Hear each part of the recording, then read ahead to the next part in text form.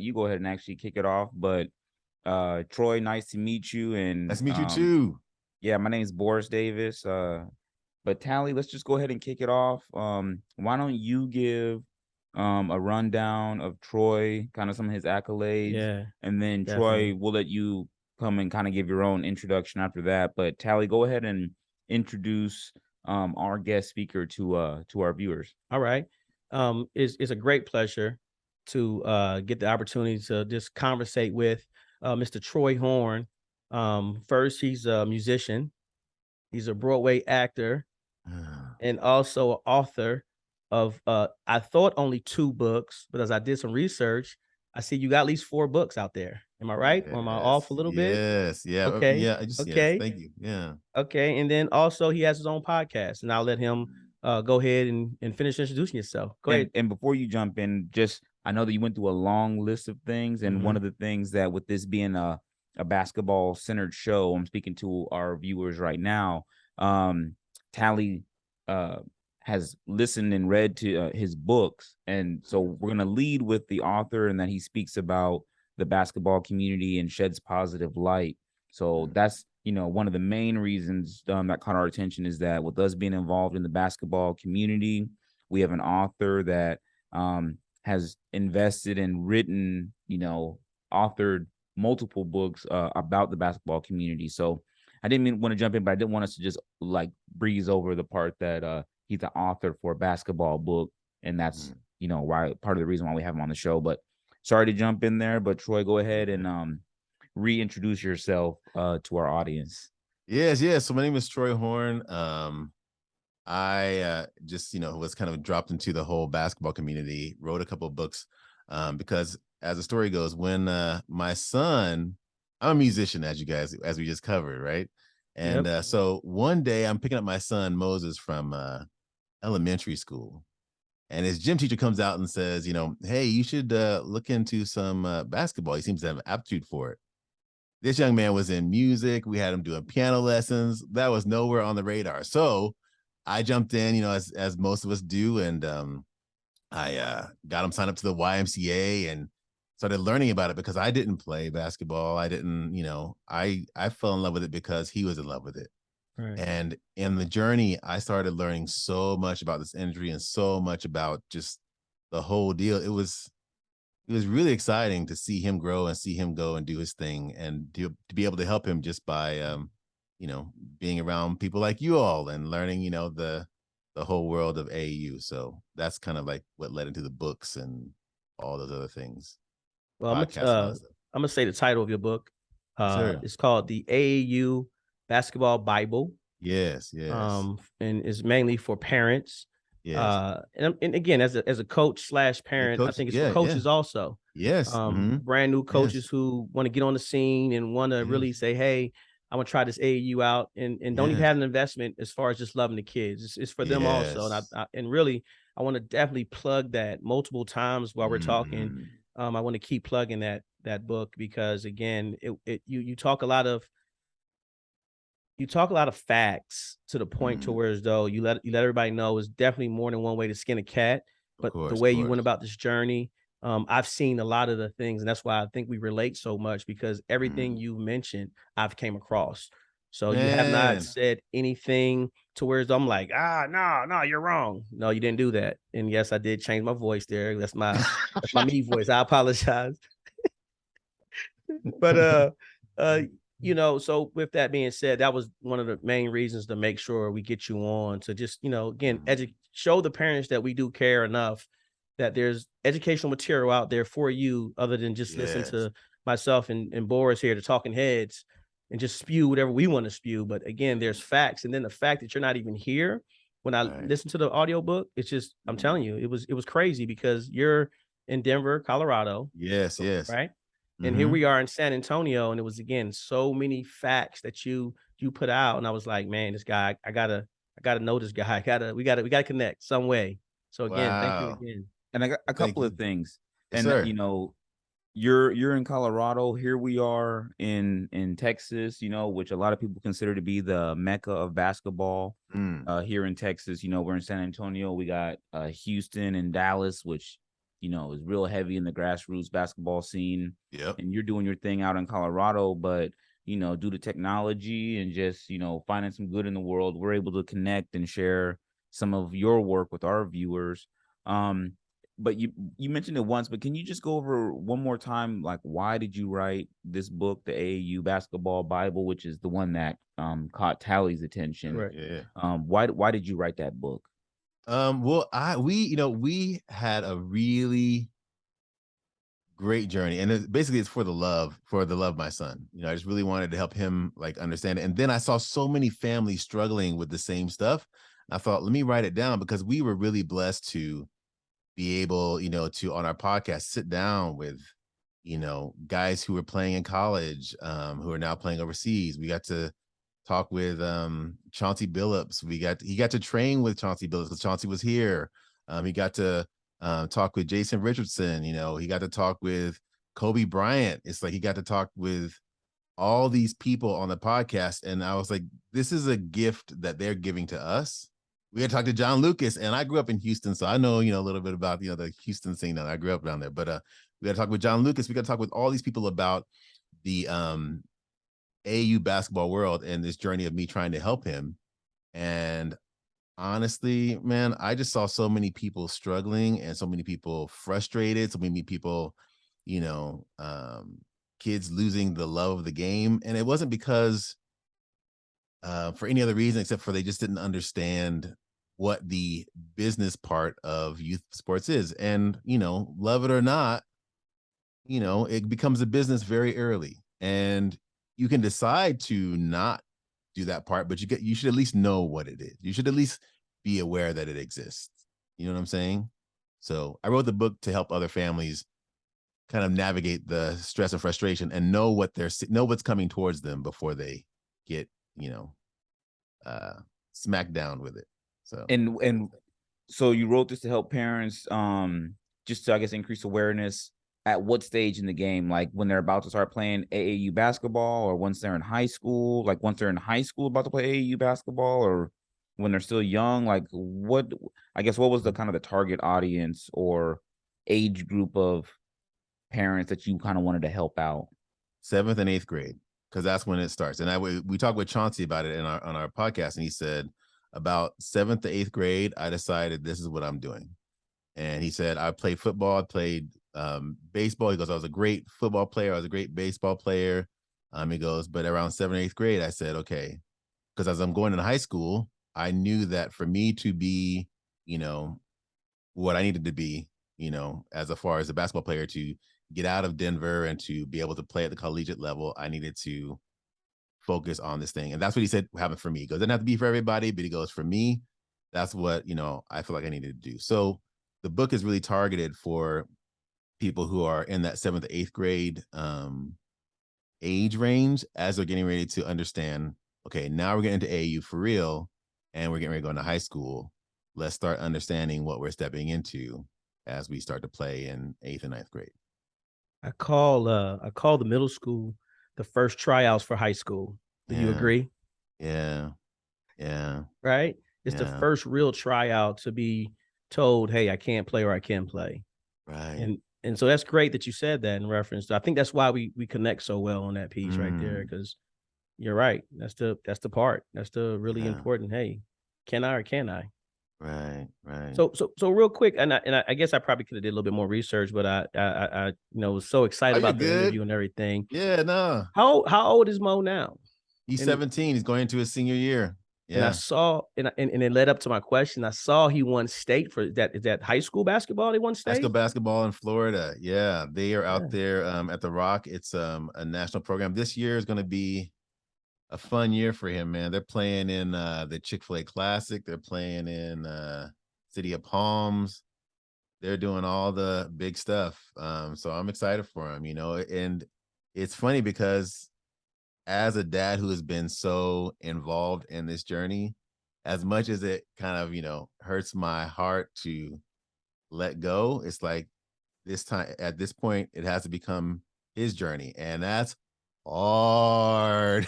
Oh my God, that's so hard. But, it's like at some point, these kids are looking to enter into the collegiate world where the coaches really want to hear from them. They want to know that they want to be there on campus. They want to know that they understand the game of basketball. They don't want us to be like, hey, have you talked to them about the way you can read a 2-3 defense, or, the way you can, split the zone or any of that stuff. They don't want to hear any of that stuff. They want to hear what the kid loves, what the kid knows. And so, yeah, man, it's been a tough journey, letting it be his journey. So, well, I admire the way you kind of allowed, and I hear what you're saying in reference as both of your journeys, really. Right. But I love the fact that you made him so involved, to where as though you didn't do like I see a lot of parents to where they're trying to live through for the most part, and they just guide without, the hands on. But you did it to where as though you kind of allowed him to be on the steering wheel too, through the podcasting and the interviews of the other players. And like you said, you them haven't worked out with other NBA players. And I heard the interview with him and John, like John Lucas talking to him and just getting involved in all that. I think that's really important, because now he has to, along the way, am I correct? He had to take some ownership in his journey. Yes, he has to take ownership. Yeah, he had to take ownership. And now it's, he's taking ownership in his journey. And, I'm learning to step back and go, okay, so what do you think? How do you think this should happen? What do you think you should do? And, let it be his deal. So it's been cool. It's been very cool. And that's hard as a parent, because you spend so much time with these kids. As you know, it's like you spend time on the planes, you spend time in the hotels, some of them which are nice, some of them which are like, I don't know that I'd necessarily be staying in this hotel if I wasn't at this tournament with you. Right. But it's like, it's we've had we've had hotels with bugs in them, and like it's been quite a journey. We've had nice hotels, we've had, it's a sacrifice for all of us. And understanding that, traveling, that you're right. But going back to the book and not giving too much of the book away, because again, I would, love to promote the book and get as many people out there that really want to, hey, read or listen to what I listen to. I have 4 chapters that really stood out to me. Great. Chapter 4, don't take your kid's dream away. For me, that was so powerful, because I believe in any sport, not just basketball, but any sport, a lot of parents don't let their kids really reach their full potential by allowing them to believe in themselves or dream. Right. And it's like, and I was listening to you, and you were like, that's one thing you gave Mo, the opportunity to just dream of believing that, hey, I'm gonna get here. But you put so many things, I'm not gonna say obstacles, but you did put some roadblocks or some restrictions, call them restrictions. You did put those right restrictions in his way to say, hey, listen, you're gonna have to, you gotta get up early and work hard. Yes, you can take a day off, but you can't take this many days off and things like that. And that's the restrictions that I'm talking about. So can you kind of elaborate on that? Just like what, again, being a artist of yourself, what really just made you not be that parent that just want to just say, you know what, it don't matter, I'm just going to, and coddle them so much? What made you just, kind of allow them to guide them that way? Yeah, for me, it was when I was growing up to be a musician, I heard all the time, you can't do it. It's not going to work out. You're not going to be able to make it. You need something else to, fall back on or whatever. And I'm a knucklehead. So I was like, I want to raise some knuckleheads that are kind of like, hey, I'm gonna make it happen no matter what. So all that to say was like, I showed him, I said, look, you can turn this into something that becomes your livelihood, but you're gonna have to work. And so I wanted to make sure that he really wanted to do these things. And by that I meant, it's like, hey, look, the first year I said, you need to wake me up, at 4, because school starts at 8. And this was a kid that was in, I think it was in 6th grade. He said, and he woke me up, man. He woke me up like almost every day, and to a point where I was like, okay, we're gonna need to pull this back. Let's do 3 days a week. But at that point, I knew that he was into it, and I just wanted him to struggle a little more in the beginning, so that he would have that in his mindset that, hey, I'm gonna have to work for this, and it's not gonna be easy, and they're going to be ups and they're going to be downs, and no matter what, I can get through it, And so that's why I was kind of, setting the idea that you're going to have to work for it. You can have the dream, but you're going to have to work for it, and you have to work really hard for it. There's a reason why they pay you guys, I don't know, when they get to the league or whatever, millions of dollars. Correct. It's because you worked for it. They're not just going to drop it on you because they love you. There are a lot of kids that want to live this dream, and if you want to go get it, you're gonna have to work for it. And so that's kind of what I wanted to instill in him from the very beginning. Well, again, the level and where he's at right now, and obviously it paid off and it worked. So kudos to you, and just making sure you stick to that. My second, now this one's a little bit more controversial. So again, we don't have to talk too much about this one. It was chapter 8 in the right teams. Because again, I don't want to step on no toes. Because this was a tough one to talk about. Have the fact that I have a program. Right, this was right. Because hey, listen, when you were talking, I was cringing every time. I was like, ooh, don't say that. So I'm just gonna be honest to you, okay? You made me cringe on this chapter, but again, it's something we got to talk about. And so, like I said, and it's called, that chapter 8 is called The Right Team. Right. Want to elaborate on that one? Because you let us know that he played on multiple. So go ahead. Yeah. So here's the deal. All that shifted with the unpredictable COVID. It's like COVID has changed the game. Yeah. And I'm so glad you asked that question, because now it's really about, relationships, because you've got kids that, years prior would have had multiple, schools looking at them, multiple schools saying, hey, I want you come play for me, blah, because they were getting them straight out of high school. Right. Now we've got kids in the transfer portal that are playing extra year. We've got kids that are a JUCO or Division 3, Division 4 who had a great season, who are moving up to play Division 1. Right. And now you've got, kids that are at prep school who did a 5th year prep school. So it's like all that stuff about having to play on a Adidas, EYBL, there's still value in that. Right. But it's really about the kid and the coach and them making their own inlays into, and if I could go back and I knew COVID was coming, which none of us did, I would say freshman year, sophomore year of high school, start reaching out to coaches as players, as individuals, regionally, because now you're on their radar and now you're making relationships, because this game has changed to be about who do we know nearby, who we can, bring in to work out or be around our kids or be around our program, who actually cares about our program and can actually play at this level. Because COVID, it shifted it all up, so it changed the game. It changed the game. You mentioned a very good gym just now, a gym like a Jewel. Yeah. You said that now freshmen and sophomores have to start taking that initiative and reaching out to college coaches in their freshman and sophomore year. And you mentioned that, COVID helped or started making people realize that, but that's something that players have needed to do for a while, because a lot of people wait until their senior year, or that summer after their junior year. That's when they don't have any offers.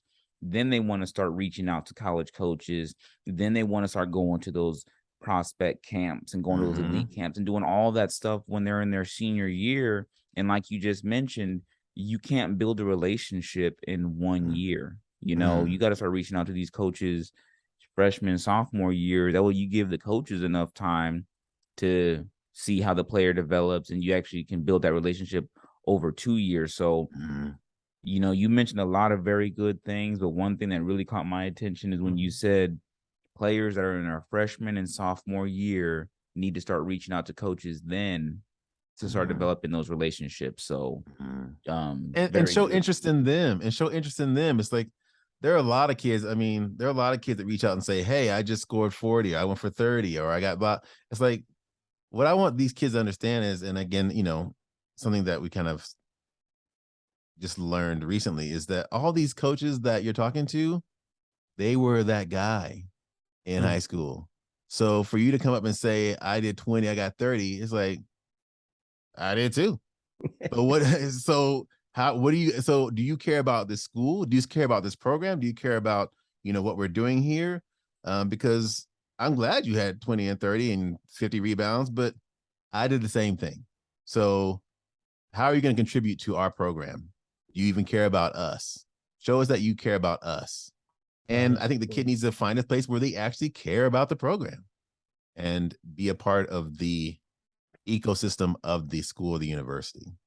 So. Right there was that was huge. Again, that's another gym. Yeah, that is, because a lot of people don't teach that right there, what you just talked about, Mr. Horne, to where as though it's like, hey, care about the program or know a little bit about the program that you're going into. Don't just say, hey, I want to go to Duke, but why do you want to go to Duke? What does Duke offer for you that you can, get somewhat of a degree, hopefully out of it, and then contribute. If you don't go to the NBA, what is the end result? And well, that's powerful right there. Because again, I don't hear people talk about that. I have not heard in the last 6 years anyone say that right there, what you just said. And I want to elaborate on that a little bit more too, because you're right. That's a very good point as well, as far as showing interest in the university.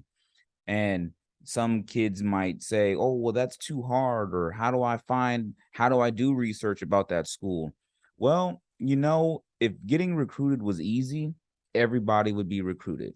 So you need to put in some legwork and do your research to find out. If you can't think of something, you need to find something that's genuine that you can use when you do reach out to these coaches and email these coaches. And that's just part of the game, because it's not easy to get recruited. You can't just think that you're the only, like you said, if they come in and score 30 points in a game, you can't just think you can just throw that out there and then all of a sudden you're going to have people that come to you. No, like the kids have to work just as hard as the coaches, do their research, find a good fit, get themselves out there with exposure and making those contacts and stuff like that. But I think that, just to hit on that point again, like you said, as far as why are you interested in that school? Players need to start realizing that they need to do research so that they're not sending out that same generic email that says, hi, coach, it's generic. No, you need to take time out of your day. And this is a school that you're seriously trying to get a scholarship from, because keep in mind, these scholarships are worth real money. It's going to save people money, these scholarships.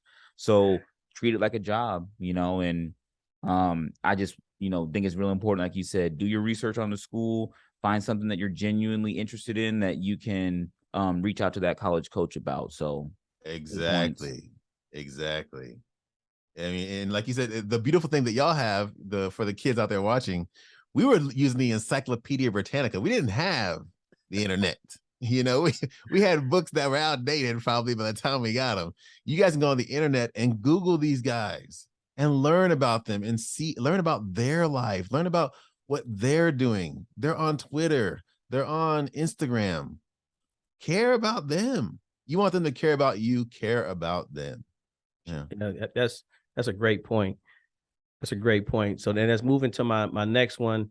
You kind of stole chapter 12 from me because you said relationships, but but it's okay though. We're going to go ahead because I did have one more, and that was summer camp. So I guess we'll just breeze over relationships because you mentioned that one already. And that was again, you really touched a lot in that right there. But we're going to talk about chapter 10, summer camps. Being here I don't hear enough about summer camps. When I know I was on the East Coast back in 2008 time frame when I was at AAU there, that's all they did. If you didn't go to summer camps during the summertime, you were losing out. And now it's starting to be a thing again.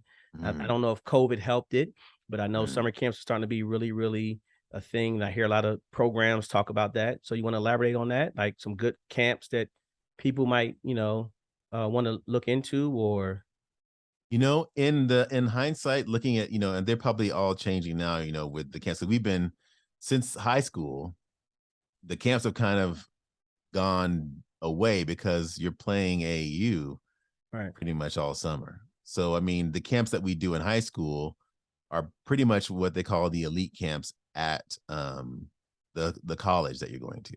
So some colleges will have what they call elite camps, or they'll have, these one-day events that are $75 to $100 or whatever. And the coaches are all there, and it's a great opportunity to get in front of, the coaches that are actually at that university. In middle school, man, we did so many fun camps. John Lucas was great. John Lucas camps were great. And I love John Lucas camps because he has a moment in there where he talks to you and he says, have you guys ever been to any John Lucas camps at all? Or No, I haven't had the opportunity to go. Okay. A few of my players went, but I didn't go. Yeah. One of my trainers, well, our head trainer of my program, Mhm. he's an actual John Lucas trainer. So Oh, beautiful. he comes back with Yeah. a lot of nuggets all the time. So, but go ahead. I love his camps, man. He keeps it real. It's like you get to see, a lot of top players in the area or whatever and play against them, which is also good. Obviously you have to work your way up in the whatever they want to call it, the camp, where you're playing against these kids, but you get to see the kids that they have their eyes on already. And you get to Right. play against them. And so it's a moment for you to kind of see where you are in the skill level, next to a kid who's ranked, I don't know, top 10 or top 20 or whatever in the country. And in middle school, as far as good camps to go to, in hindsight, I really love the PGC stuff because you get to learn the game, for the players that are going to be guards. That's anyone under 6'6" and below. I would really start learning the actual game of basketball, because when you learn the game of basketball, it doesn't really matter. I mean, obviously, it's still like they like the guys that are 6'7", the taller guys. But but when you have the knowledge of the game, like a Chris Paul or a Dame Lillard or a Steph Curry, the game is pretty even when okay, they're gonna run this Iverson screen. He's gonna come off this during these two screens right here is when I can either shoot the gap or I can meet him on the side. Like when you start understanding the actual plays, the game changes. It doesn't matter. It almost doesn't matter how big the dude is if you know where he's going to be. Because I know you're not going to be creating anything right now. I know your assignment, because I've seen this play, is you're going to be right there on the block. That's where you're going. Right. So it doesn't matter what we do on the interim. I know that's where you're going. And I know the ball is going to come from this guy to you right here, no matter what you do. Right. So that's why I say going to like stuff like PGC, going to games places where you can learn the game of basketball are great. John Lucas is great. It's a great place to go and kind of test your skills against other players. Where else did we go that was kind of a good camp for him to in middle school?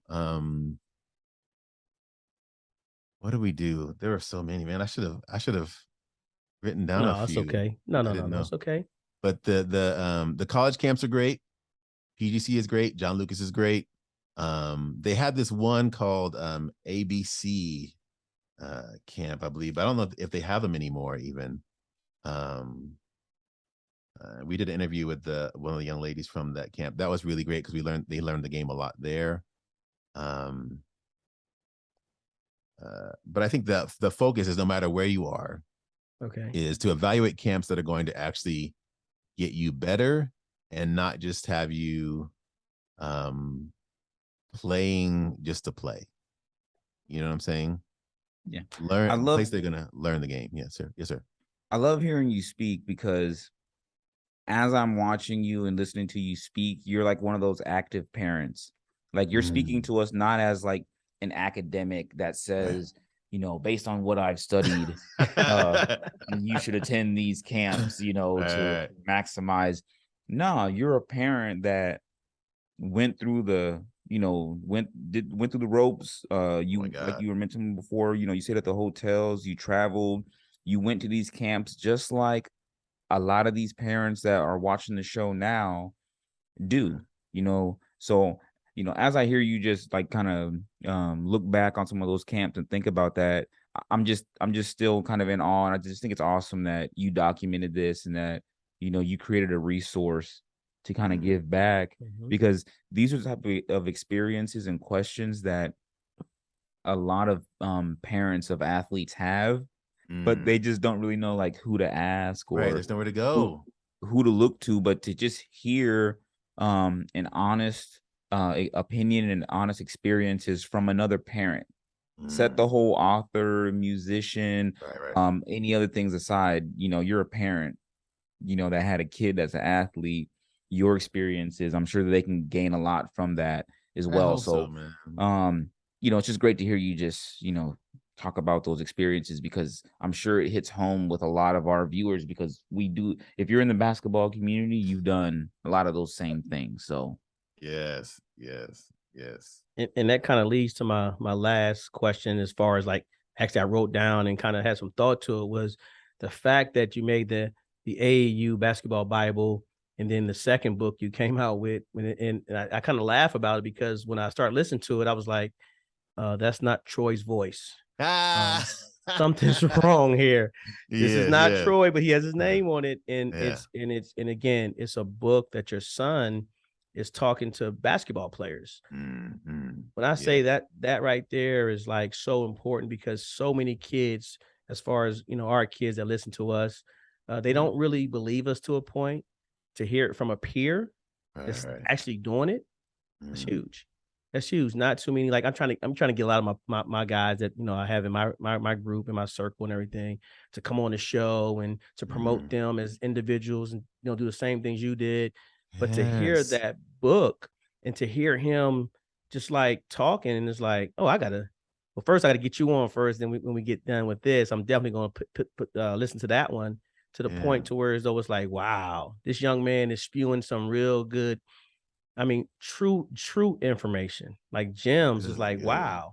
So definitely a book I'm pushing right now too. Other with the AAU basketball Bible is it's called the Mental Toughness. Yeah. And who idea was that to really let him be the narrator? We were talking, and a lot of parents, like you said, we were going through this whole thing, and they were saying, how are you getting, Moses to be able to do this, and how are you helping Moses do that? And, we were talking, and I saw them trying to sometimes implement some of the things that we were talking about in mental toughness for young athletes with their kids. But we all know kids, you say, and it's like, I don't know, Dad. I don't know, Coach. But if Joe down the street says it, it's the gospel, Exactly. So I was like, hey, let's give them an option where they can listen to, where kids out there can listen to another kid who's had this experience talk about this experience. Because I saw that, kids, for whatever reason, we all love them, but they don't really listen to us. So no. I figured, hey, let's let them listen to another kid who's going through it. So that's how that all started. Again, that was a great idea. And like I say, I'm gonna promote it, but I haven't totally listened to it. It is in my audio books. Oh, beautiful. Again, I haven't listened to that one yet, because I'm still trying to just, use all of the information from the actual AAU basketball Bible, just to make sure, as our journey going where it's going, that I fulfill that part first. And then, like I said, we'll go ahead and make sure, as this basketball season comes up, I'm gonna give all my guys the mental toughness book to kind of just sit down and read, and just hopefully they gain something from it. But again, I'm a big supporter of both books. And beautiful. And again, I think, like I told you, and I talked to you, it was just very easy talking to you. And I think Boris hit it best. The fact that you're a dad first, from all of your other accolades that you've created. If you all, and you know what? The funny part is, you always said that. In the beginning of the book, you said that I'm a dad first. Yeah. So again, kudos to you. And just my next question, just off one, just listen to you talk. How do you feel in reference to the prep versus the high school aspects? Woo. Okay. Yeah. So this is, I heard you say Moses is actually he's in prep, right? Because he's not in. So that's why I asked that question. Just kind of let a little bit people know, kind of pull back the curtain on them a little bit. And also, I wanted to just help our viewers too. When you say prep, are we talking about a prep high school? Preparatory high school, yes. Because sometimes, for people that's new to the game, you can sometimes get it mixed up when you think about a prep, because there's prep schools that are like post grad. Right. That's different than like a prep high school. So right. I guess for your question, you're asking about the prep high schools. Correct. Experience. Yeah. Preparatory high schools versus the actual public high schools, or like for ours is our UIL schools, and then we have our privates. So there's a difference of the two. So the fact he's not in a public high school, how do you what's your thoughts on that versus the two? Because he had opportunity. I'm sure he had opportunity to go, because I know one of the things in the book you mentioned that there was a point where he wasn't the best player, trying to try out to where as though he become a player that competes at a level to where as though he gets selected. So can you elaborate on that a little bit? Again, you know, man, the thing that has shifted everything has been COVID. It has changed everything. The thing that I love about prep is they're playing basketball. And this is from someone who's watched a lot of basketball now, as you know, from his 5th grade or whatever year. Basketball they're playing is different. It's just different. You know, it's a different level of basketball. It's a different level of players. And, you know, so as far as that aspect goes, I think prep is really good for them as a skill level. Okay. Now, that being said, you know, if you're in high school, what I've also seen, if you're in high school and you're playing in a place where you get to kind of shine as an individual player, that has also worked with people, because they're like, well, this kid is our guy. Okay. And the coaches, you know, from the high school will make calls for the kid who is, you know, their star player. So, you know, there are, like you said, there are many ways to skin a cat, but the thing that I love about what he's doing over there at the Rock with those guys is like, it's beautiful to watch. Okay. I mean, the way the ball moves, the way the guys play, and this is their 2nd year coming back after winning state, and they just, I saw them this summer, and I'm just like, this is different. Right. You know, this is different. Right. So real quick, what are we, as far as, you know, again, this is just talking now. It's not, you know, just I'm feeding off what you're telling me. So what colleges are we looking at? Because you don't mention none of that in the book now. Because again, you know, with him, it's very interesting because he has talked with a lot of schools, and I think, you know, he's talked with, you know, so many. He's talked with, he's got his list, and he's probably sent it to me. Well, there are a few. He talked with Wichita State. He talked with. Oh, okay. Oh my gosh, I'm just. I didn't mean to put you on the spot. It's just conversation. He has this list here, and I probably have it somewhere on my phone. But he's talked with at least 15 to 20 schools that he's talked to. Wow. And I'm blanking on all of them except for Wichita State, because we just actually got through kind of having an in-depth conversation with them a couple of weeks ago or so. For a possible, you know, recruitment for this senior year. But yeah, he's talked to a lot of them, at least 15 to 20 schools that he's kind of, you know, in conversation with right now, which is really cool. For him, I'm like, look, man, I need for you to pick a space that's not only be good for you as an individual player, but also good for you as a human being. Right.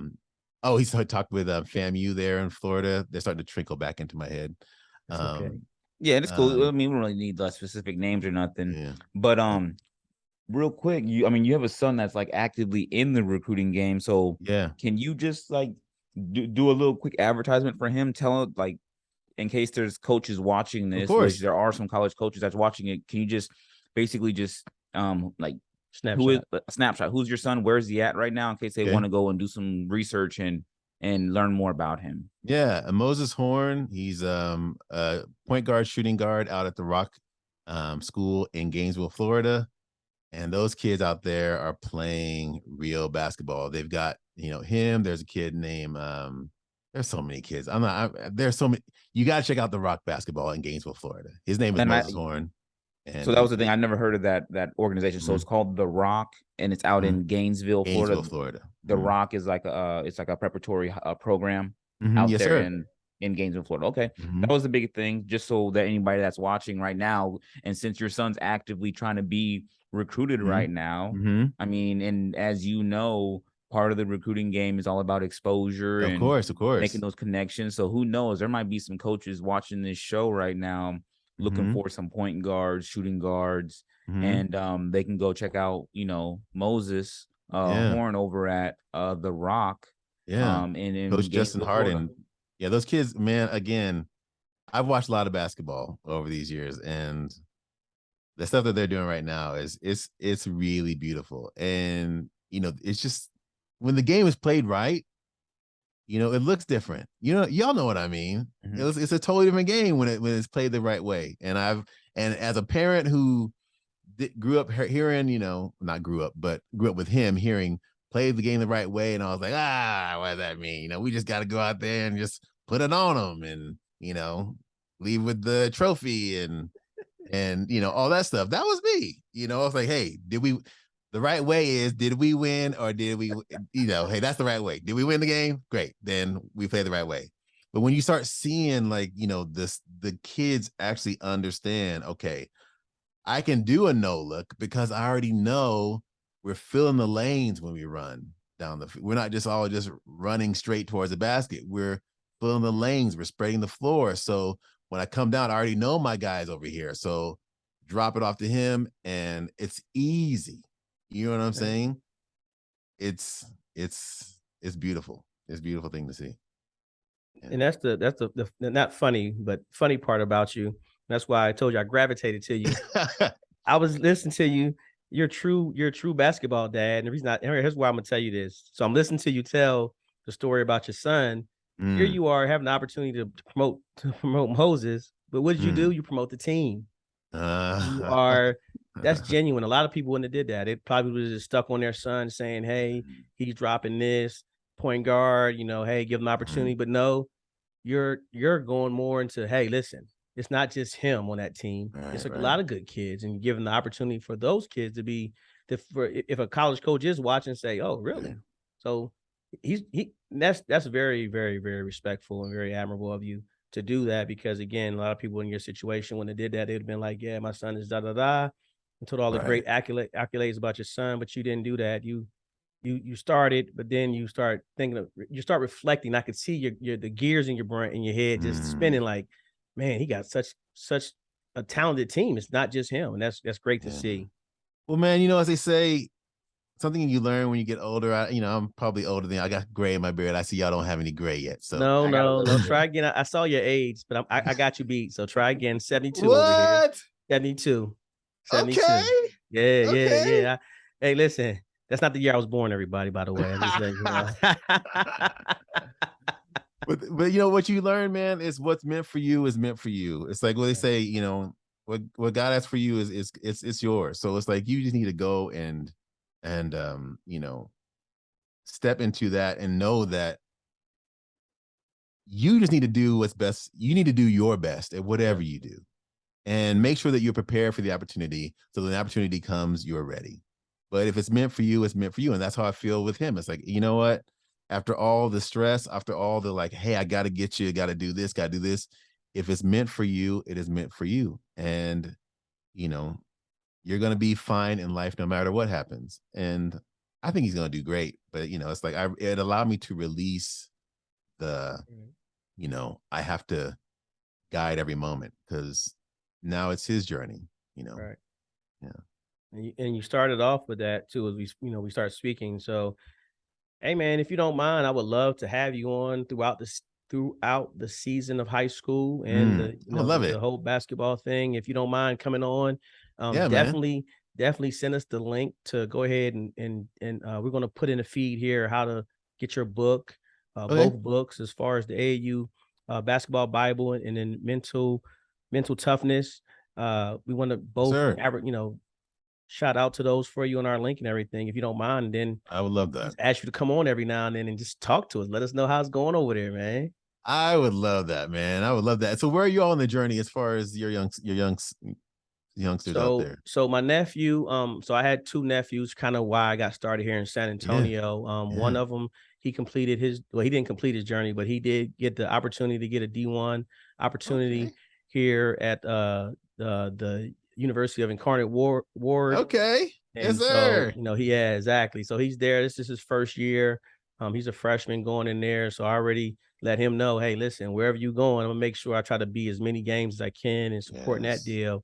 Then he has a younger brother that's going to be a junior, and they both went to a school called the San Antonio. It's called Cole High School in San Antonio, but for the most part, it's on a military installation. So both of those guys then made it high in the playoffs, go real deep. They won 2 state championships. So with all that being said, I got the junior and we got some things to come up differently for him, and that's why, honestly, that's why I got the book. It was really for him and a few other my younger just guys in our program. And I just wanted to kind of hear a different. The whole thing behind it was to, like I told you last week, just to hear a different voice to make sure I am doing this properly. You know what I mean? Not to say I know it all, but to know that, hey, someone did the journey a little bit before me, and kind of, put some archives in there, and here's what they learned. So just to make sure I'm going on that path the right way for them. That's And beautiful. and then I got a few kids under those guys that I'm making sure they follow me and I lead them in the right direction. That's beautiful, man. That is great. And like I told you last week, I did start a program. Hey, yes. I was the guy that said, "Hey, man, I'm gonna start me my own team." Yeah. That's like, in hindsight, I wish, that would have been fun to do. Yeah. But I wasn't as brave as you are. So No, I kudos for don't know you, about man. brave. No, that's brave, man. That's a lot of dedication and bravery. So good for you, man. Yeah, Definitely. On that note, I tell Coach Talley all the time that I respect what he's doing, because I get so busy doing what I do, and I don't have any kids, like my own kids that are playing, but I work with kids, that are trying to make it to the next level, and it requires so much just time and energy and effort just for me to keep track of a handful of kids. I can only imagine at the head of an organization, not only to keep track of all the players, but also managing those families as well. The players, the families, making sure that, everyone's needs and, gets addressed. We got to just give a lot of love to the grassroots coaches. Yes. And because it's so easy for us to get on Twitter and see, something maybe negative that these AAU coaches are doing, but we also need to think that and just remember that there's equally amount of good and sacrifice that these AAU coaches and programs do as well. So, and that's why we need people like you, people like us, trying to bring everybody together, because there's not just one right way to do something. Right. It takes a village to raise a child. Because you got to have those connections. Everybody has to play nicely together. Yeah. And so I'm kind of going off on a little soapbox there, but I just wanted to you're great. really just say, give Tally his flowers as far as the impact that he's been able to have as a leader of several grassroots organizations. Jokingly, I'm gonna let you both know, due to the fact I was in the military, I just wanted to be in charge. That's all it was.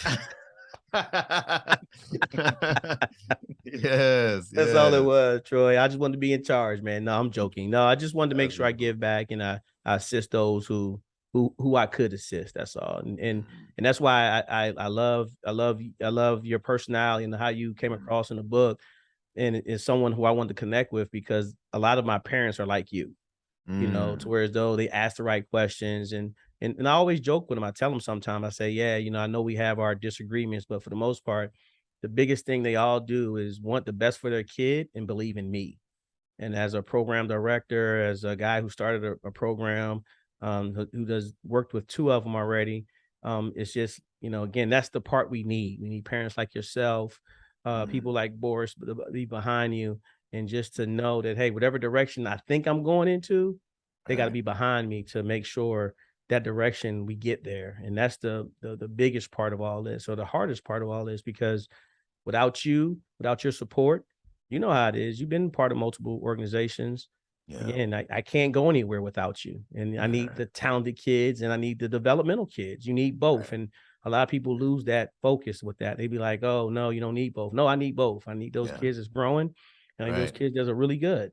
And then there is there's a part where we got to separate. And that's why I said middle school, and I praise you on that when you said, you started this book is really for 6th and 7th and 8th graders, because middle school is the first start of high school tryouts. Right. I believe that. Yeah. So it's a fun journey, as you know. Yes. So when does their season start at Carnet Word? They start, I want to say next month. So this is August. So I want to say September they start. They got a little preseason stuff going on. Yeah. And so they haven't released anything yet. So once they release everything, we'll be knowing where we're going or how far and this, that, and the other. So, I'm gonna have to get my season tickets, of course, Yes, sir. Yeah, but on this one, following him in his journey here, I'm gonna be sitting way afar and eat my popcorn. I'm not gonna be like I used to be his video guy sometimes and just recording all his stuff. I don't need to do all that anymore. I can sit far in the stands, eat my popcorn and drink on my Pepsi or Coke, whatever they're serving over there, and just enjoy his ride through all this. Yeah. And so I had the opportunity to watch him in practice one time this summer, and he looked really, really good. And one thing I will say for a lot of people who don't know, if you have a small frame kid, once they get in college, they will get bulked up. They will put on that weight. So be prepared for that. Be prepared for those extra meals. Because that little fella, he didn't cut up real well. Because again, it's fast paced and it's fun. So yeah, I'm looking forward to it. That's beautiful. That is beautiful, man. Well, congratulations, y'all, man. And thank y'all for having me, man. This has been really cool. Yeah, man. So like I say, if you don't mind, let's try to do this maybe every 90 days or something like that, or whenever your schedule frees up, and just recap what we got going on. Because again, man, I think I'm definitely, all my kids are getting the mental toughness book. So don't worry about that. Beautiful. And bulk orders coming. And if you get a bulk order in, it's coming from San Antonio. I'm letting you know it's me. All right, I got you. All right. Let's take a minute there to let the viewers know where they can learn more about you, order your books, and don't hold back. Let them know. I don't know if they're where you have your books available, if they're on Amazon, or they got to go to your website. But take a minute, Troy, to let people know how they can get in touch with you. Let them know where they can find you on social media, your website, however you want people to get in touch with you. Beautiful. So on the best way to get in contact with us through the books is on Amazon. The AAU Basketball Bible is on Amazon. Mental Toughness for Young Athletes is on Amazon, and you'll see Moses' face on there with I think it's a lion on the other side and his face on the other side. Mental Toughness for Young Athletes. And then you can find us. You can listen to all of our stuff on Apple that we've done. Wow, man, I'm starting to tear up. Like like kind of say what do you want to say? Going back to that journey with Hoop Chalk Basketball Podcast on Apple. It's on Apple. It's on Stitcher. It's everywhere. And it's called Hoop Chalk Basketball Podcast. You can listen to our journey there. On social media, I think he's the Moses Horne on Instagram and on Twitter, and he probably has some other things that I don't know about. And then on Twitter, I'm Troy Horne Official, because someone had taken Troy Horne. So I'm Troy Horne Official, I believe, on Instagram, and then Troy Horne on Twitter or one of those things. But yeah, you can use any of those things and get into our ecosystem. Yeah, we'd love to talk to any and all of y'all. So there you go. Well, you definitely got some followers here, and I told you, man, you did a great job expressing the whole journey. And again, I'm a big fan, and I appreciate you coming on and just talking with us. And that's all it was. That's why I'd like to keep it, because I told you in the beginning I was a little nervous, man. I haven't talked to any celebrities like yourself. You know what I mean? I don't know if I'm a celebrity, but I appreciate it. Definitely. Yes, sir. Yes, sir.